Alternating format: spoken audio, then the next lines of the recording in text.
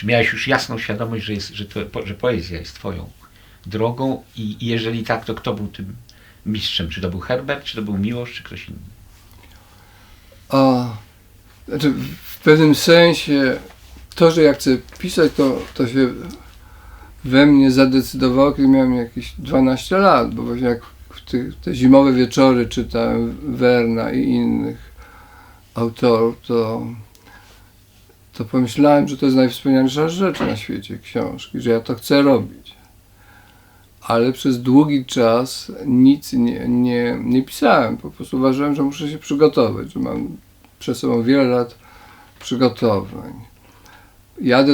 Pojechałem do Krakowa na studia też po to, żeby móc pisać i psychologia była troszkę pretekstem.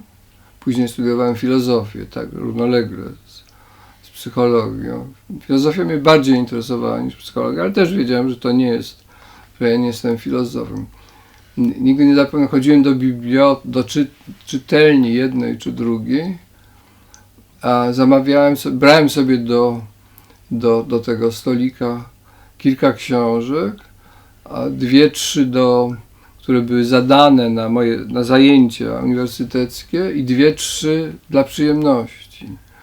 I rzadko mi się udawało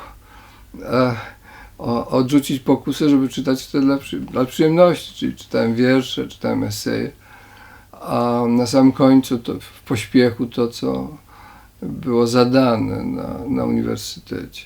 Także ja jeszcze nie wiedziałem, czy będę poetą, czy prozaikiem. Na początku myślałem, że to jest bardziej proza, opowiadania.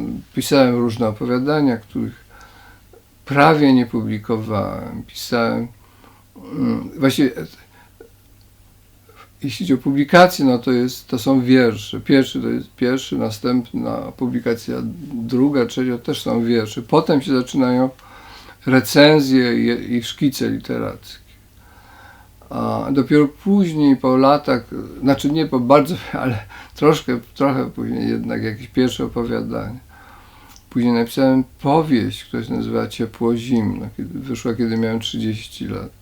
I wciąż nie byłem do końca pewien, czy jestem, nie ulegało dla mnie wątpliwości, że pisanie to jest mój żywioł, że chcę pisać, że to jest, że nic innego nie wchodziło w rachubę.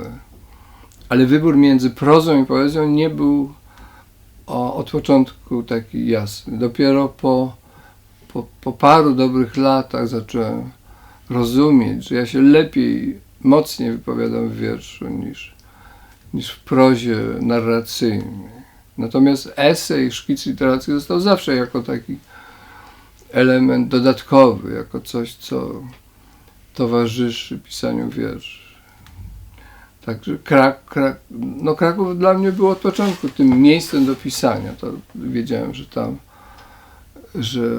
będę miał, jakoś czułem, że będę miał przyjaciół, których i pojawili się ci przyjaciele. Julian Kornhauser był pierwszym takim najważniejszym. Potem Jerzy Kronhold, który jest z Cieszyna, do tej pory mieszka w Cieszynie i tak dalej. Także to było takie budowanie pewnej wspólnoty. A potem ucieczka od niej, ale to już temat może na jutro, to jest temat na jutro.